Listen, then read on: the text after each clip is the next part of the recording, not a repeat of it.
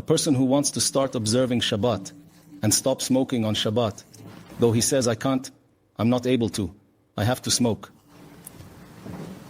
First of all, the rule in such a situation is to start observing a full Shabbat except for smoking.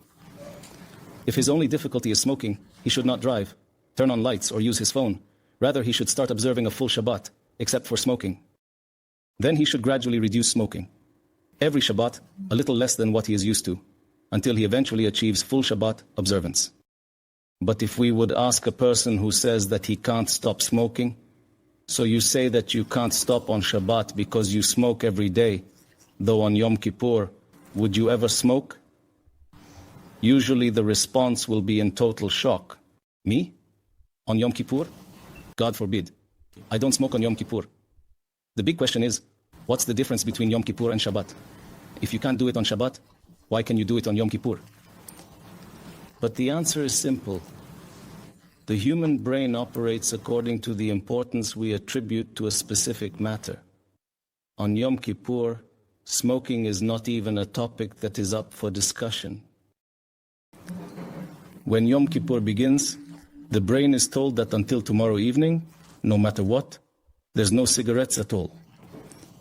Once the brain has received the instruction that for 24 hours this subject is not up for discussion, it does not even try to ask. But if on Shabbat a person says to himself, maybe yes, maybe no, I'm not sure, we'll see what happens. If you start debating, then in the end, you can fall. But if a person gives a clear instruction that this urge is not up for discussion, I have made up my mind, then it changes everything. The same applies in all areas, like when it comes to marital harmony. He keeps stumbling, he raises his voice, talks irrationally, and then he regrets his behavior. But the more a person reaches a decision that no matter what, in such and such a situation, I will respond in this and that way, and they define exactly how their response will be. When he returns to such a situation again, it will be much easier for him to cope. Though what happens in a situation where the person says, I decided, but still I failed. So either it means that the decision was not truly absolute, meaning there was more desire than a firm decision, or at that moment there might have been a decision, but afterwards there was a weakening, and doubts arose again about whether to continue or not. But when the matter is absolute, it is in the person's hands to succeed.